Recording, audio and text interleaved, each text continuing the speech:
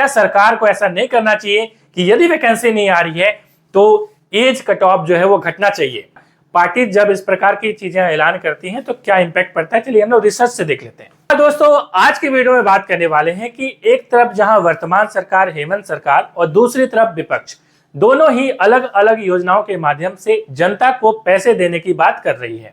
सवाल यह उठता है क्या यह संविधान सम्मत है। दूसरा सवाल सुप्रीम कोर्ट ने इसमें क्या कहा है। साथ ही साथ तीसरा सवाल यह है कि क्या इसका इंपैक्ट इलेक्शन में पड़ता है और पड़ता है तो कितना पड़ता है, सर्वे क्या बताती है, मैं वो सर्वे भी आपको यहाँ पे दिखाने वाला हूँ। शुरुआत करेंगे सबसे पहले, जैसा कि आपको मालूम है कि झारखंड में कई सारी योजनाएं चलाई गई जिसमें जो इलेक्ट्रिसिटी फ्री है एक लिमिट तक वो करी गई।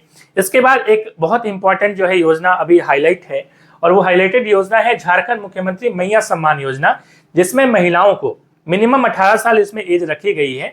तो उनको क्या दिया जाएगा, पहले हालांकि मैं बताना चाहूंगा कि इसमें मिनिमम एज 21 साल रखी गई थी, जिसको घटा के अब मिनिमम एज 18 साल कर दिया गया है। और उनको सबसे पहले जब ये योजना लाई गई थी तो 1000 रुपये पर मंथ जो है रखा गया था कि लोगों को, महिलाओं को दिया जाएगा। इसको अब कैबिनेट मीटिंग कल हुई है जिसमें 2500 रुपये कर दिया गया है। ठीक है, मतलब पहले था 1000 रुपये पर मंथ, अब कर दिया 2500 रुपये पर मंथ। इसके पीछे कारण क्या है, क्योंकि कंपटीशन चल रहा है। किससे चल रहा है, तो बीजेपी ने एक यहाँ पे योजना लाने की बात करी है कि यदि उनकी सरकार बनती है तो वो एक योजना लेके आएगी, गोगो दीदी योजना। ठीक है, तो इसमें 2100 रुपये पर मंथ देने की बात की गई है। उसी को कंप्लीट करते हुए 2100 रुपये को बीट करते हुए हेमंत सरकार ने इसे 2500 रुपये कर दिया है।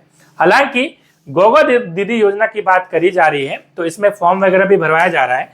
तो हेमंत सरकार जो है वो चली गई है चुनाव आयोग, इलेक्शन कमीशन, और इसे फर्जी भी करार दिया गया है और केस दर्ज करने की बात भी हेमंत सरकार ने की है। हालांकि यदि बात करें, इस प्रकार की योजनाएं जब चुनाव आती है तो प्रत्येक पार्टी करती है। आपको याद होगा खटाखट स्कीम, जिसके तहत राहुल गांधी जी ने कहा था कि खटाखट खटाखट जो है पैसे लोगों के अकाउंट में चले जाएंगे जैसे ही इनकी सरकार बनेगी। तो कोई भी सरकार रहे, कोई भी चुनाव जब होता है तो प्रत्येक पार्टी चाहती है कि हम ज्यादा से ज्यादा वोटर को लुभाएं। तो इसी प्रकार की लुभावनी स्कीम ये चलाई जा रही है। सवाल जैसा कि मैंने बोला था आपको कि क्या यह संविधान सम्मत है, क्योंकि कई लोग यहाँ पे कमेंट भी कर रहे हैं। एक कमेंट मैं आपको दिखाना चाहूंगा। इसमें ये कमेंट भाई साहब जो है कर रहे हैं कि सरकार अभी पैसे का लालच देकर हम युवाओं के साथ क्या करने वाली है, आपको मालूम है, तो इस पे ध्यान दीजिए, पैसे का लालच नहीं दीजिए और जो सही कैंडिडेट हैं उनको चुनिए, इनका ये कहना है। तो आगे बात करें तो देखिए, रेवड़ी कल्चर, इसे हम रेवड़ी कल्चर बोलते हैं। रेवड़ी एक मिठाई होती है। आप हरियाणा यदि कभी गए होंगे तो हरियाणा में एक जगह है जिसका नाम है रेवाड़ी, तो वहां पे बहुत ज्यादा फेमस है रेवड़ी। ठीक है, तो मिठाई होती है, बेसिकली मिल्क से बनती है। तो बेसिकली जब फ्रीवीज होता है, जिसे हम हिंदी इंग्लिश में बोलते हैं फ्रीवीज, मतलब फ्री में किसी चीज को बांट देना, उसी को बोलते हैं रेवड़ी कल्चर।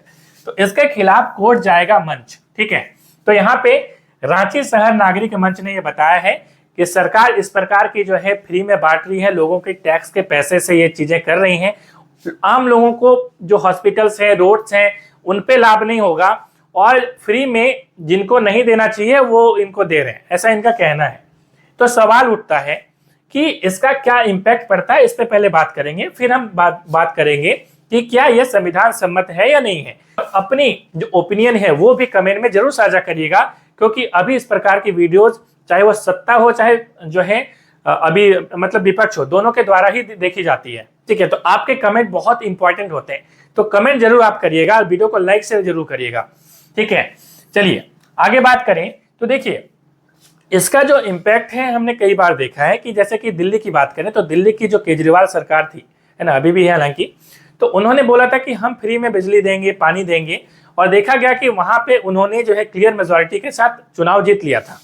हालांकि हमने कई बार ऐसा भी देखा है कि चुनाव कई सरकार नहीं भी जीतती है, जैसे खटाखट स्कीम जो है राहुल गांधी ने बोला था, तो ऐसा लगा था कि वो क्लियर मेजोरिटी के साथ जीत पाएगी, मगर कांग्रेस ने मात्र 99 सीट, जो कि बहुत बड़ी पार्टी है, मात्र 99 सीट ही वो लेकर आ पाई। हालांकि पहले से सीटें बढ़ी इनकी, मगर हम ये भी देख पाते हैं कि सरकार जो है, सरकार तो नहीं बोलूंगा, पार्टी जब इस प्रकार की चीजें ऐलान करती हैं तो क्या इंपैक्ट पड़ता है, चलिए हम लोग रिसर्च से देख लेते हैं। ठीक है, देखिए एक सर्वे किया गया था 2019 में और यह सर्वे किया गया था association for democratic reforms, Delhi based एक एनजीओ है, और उन्होंने यह सर्वे कराया था। और इस सर्वे में यह बताया गया, और ये छोटा मोटा सर्वे नहीं है, 543 मतलब हमारे देश में जितने भी पार्लियामेंट्री कंस्टिट्यूंसी है, मतलब जितने भी संसद क्षेत्र हैं, ठीक है, सभी जगह यहाँ पे ये करवाया गया था। और इसमें यह पाया गया कि 42% जो वोटर्स हैं उन्होंने कहा कि जी हाँ, जो जितने भी फ्रीवीज बांटे जाते हैं, फ्री में राशन दिया जाता है या जितने भी फ्री में चीजें दी जाती हैं, इसका फर्क जो है पड़ता है। हम ये नहीं देखते कि सरकार क्या योजना लेके आ रही है, बल्कि हम ये देखते हैं कि कितना फ्री में चीजें दी जा रही हैं, ठीक है। तो ये बातें बोली गई। हालांकि आपको ध्यान देने वाली बात यह भी है कि 42% लोगों ने ये कहा, मगर बाकी जो बचते हैं 58%, उन लोगों ने बोला कि नहीं, योजनाएं अच्छी होनी चाहिए, इस प्रकार की लुभावनी चीजों पे हम ध्यान नहीं रख सकते।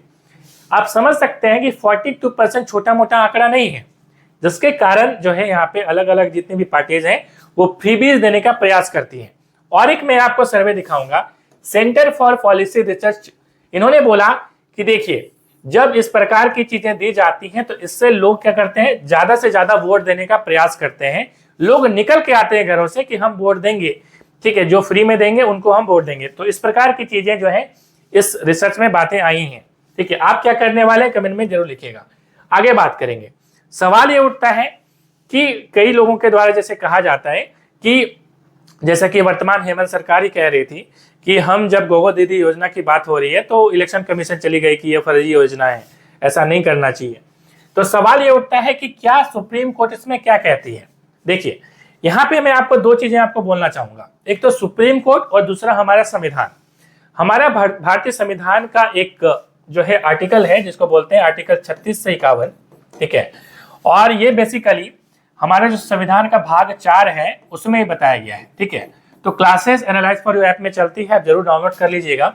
तो इसमें बताया गया है जिसे हम कहते हैं DPSP, directive principle of state policy, मतलब नीति निर्देशक सिद्धांत। सिंपल बात में समझिए तो मतलब इसमें हमारे संविधान के आर्टिकल 36 से 51 में बताया गया है कि सरकार का ये उत्तरदायित्व होगा कि वो आम जनता को देखे, ठीक है। तो इसी प्रकार से जब योजनाएं चलाई जाती हैं तो इससे कहीं ना कहीं ये डीपीएसपी को फुलफिल करते हैं, मतलब सरकार जनता का जो है ख्याल रख रही है, ये भावना लेकर सरकार ये बताती है कि हम तो भाई क्या कर रहे हैं, जनता का ख्याल रख रहे हैं। मतलब ये सरकार का पर्सपेक्टिव में बता रहा हूं, मैं अपना नहीं बता रहा हूं, ठीक है। मतलब सरकार ये जताना चाहती है कि हम जनता की भलाई के लिए स्कीम ला रहे हैं, ठीक है। तो डीपीएसपी के तहत में ये तो एक संविधान का लिखा भी हुआ है, हालांकि ये कोई बाध्यकारी नहीं है, वो सरकार चाहे या ना चाहे सरकार के ऊपर होता है। दूसरी चीज, यदि हम बात करें यहाँ पे कि सुप्रीम कोर्ट ने इसमें क्या कहा है, देखिए सुप्रीम कोर्ट ने ये कहा है कि जब इस प्रकार की कोई जो है योजना चलाई जाती है या कोई फ्रीबीज दी जाती है तो इसमें एक तो कमेटी बनाई जानी चाहिए जो ये देखेगी, रेगुलेट करेगी कि इसमें जो योजनाएं चलाई जाएंगी या इस प्रकार की चीजें की जाएंगी तो किस हद तक की जाए। तो इसमें नीति आयोग, ठीक है, फाइनेंस कमीशन और आरबीआई, इनके लोग या अदर स्टेक होल्डर्स भी इसमें हो सकते हैं, इनके लोग जो है वो शामिल होने चाहिए, एक कमेटी बननी चाहिए और वो देखेगी कि क्या ये सही में स्कीम सही है या गलत है, क्या लोगों के पॉकेट से पैसे दिए जा रहे हैं, क्या इससे देश की अर्थव्यवस्था खराब हो जाएगी, इस प्रकार की चीजें यहाँ पे इनको ये अधिकार है। अब हमने बात किया, आपने सुप्रीम कोर्ट का डिसीजन समझ में आया होगा आपको। सुप्रीम कोर्ट कभी भी इससे रोकती नहीं है कि आप योजना चलाएं ना चलाएं, सुप्रीम कोर्ट इसमें कोई रोक नहीं लगाती है, बस उसने कमेटी बता दी है कि कमेटी बना के काम चेक करिए तो ज्यादा अच्छा रहेगा देश हित में, ठीक है। तो अभी तक आपने समझ लिया कि संविधान इसको नहीं रोकती है। अब इसमें आपकी क्या राय है, क्या सरकार को ये जो योजनाएं चलाई जा रही हैं इसके जगह में अलग अलग जो वैकेंसीज हैं वो बताना चाहिए कि हम इतना वैकेंसी निकालेंगे। हालांकि हेमंत सरकार ने 5 लाख वैकेंसी की बात करी थी मगर उतना निकाला नहीं, ठीक है। तो अलग अलग पार्टीज के द्वारा क्या ये बताना चाहिए कि हम इतनी वैकेंसीज निकालेंगे और इतनी जो एज है, जैसे कि आपको मालूम है कि इसमें जो मैया सम्मान योजना है 21 साल से घटा के जो है वो 18 साल कर दिया गया। क्या इस प्रकार की घटाने वाली प्रक्रिया, क्या अलग अलग जो वैकेंसीज आती हैं, जो वैकेंसीज आपको मालूम है कि आती ही नहीं है, सीजीएल की बात करें तो 10 साल में अभी तक कंप्लीट नहीं हुई है, क्या इस प्रकार की जो एज घटाने वाली स्कीम है क्या ये अलग अलग एग्जाम में लागू नहीं होती, क्या नहीं हो सकती? ये कमेंट करके जवाब में दीजिएगा। क्या सरकार को ऐसा नहीं करना चाहिए कि यदि वैकेंसी नहीं आ रही है तो एज कट ऑफ जो है वो घटना चाहिए? कमेंट में जरूर लिखिएगा। मिलते हैं नेक्स्ट वीडियो में। Thanks for watching.